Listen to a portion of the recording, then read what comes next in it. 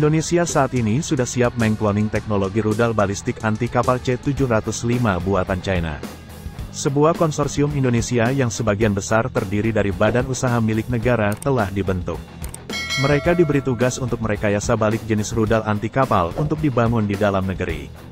Diketahui bahwa Indonesia disebut tengah mengembangkan rudal anti kapal C-705 hasil transfer teknologi dari China. C-705 bisa jadi awal bagi Indonesia memproduksi rudal untuk kemandirian alutsista dalam negeri. Sebagaimana dilaporkan Jen, konsorsium tersebut dipimpin oleh Direktorat Teknologi dan Industri Pertahanan Kementerian Pertahanan Indonesia dan BUMN PT Dirgantara Indonesia, Perusahaan Elektronik Pertahanan PT LEN, Produsen Bahan Peledak PT Dahana, dan Produsen Kendaraan Berat dan Amunisi PT Pindad.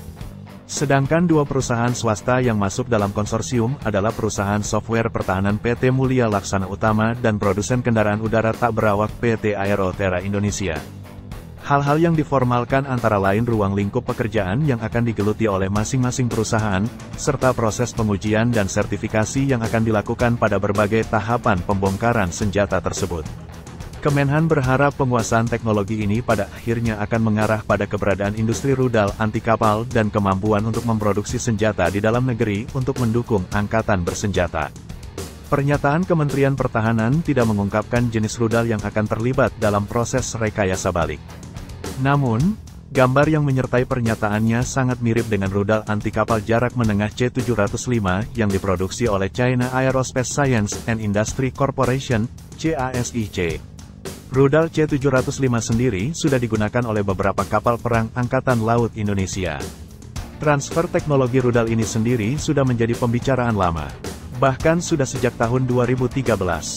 Dirjen Potensi Keamanan Kementerian Pertahanan Indonesia saat itu, Pos Huta Barat mengatakan kedua negara perlu memenuhi persyaratan hukum masing-masing tentang transfer teknologi. Salah satu yang masih dibicarakan saat itu adalah berapa yang harus dibayar Indonesia untuk transfer teknologi dari China. Namun pada 2016 sempat terjadi insiden penembakan yang gagal dari rudal tersebut. Padahal peluncuran disaksikan langsung oleh Presiden Joko Widodo. Rudal itu gagal diluncurkan segera setelah ditembakkan.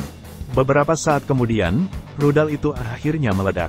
Sosok rudal ini masih terbilang baru, pertama kali dimunculkan ke publik pada ajang Zhuhai Airshow ke-7 tahun 2008. Dibanding generasi sebelumnya, C-705 hadir dengan beberapa peningkatan, seperti pada elemen mesin, hulu ledak, dan sistem pemandu. Hingga kini, sumber informasi tentang spesifikasi teknis pada rudal ini masih terbatas. Yang jelas C-705 dirancang sebagai rudal yang menawarkan efisiensi dalam operasionalnya.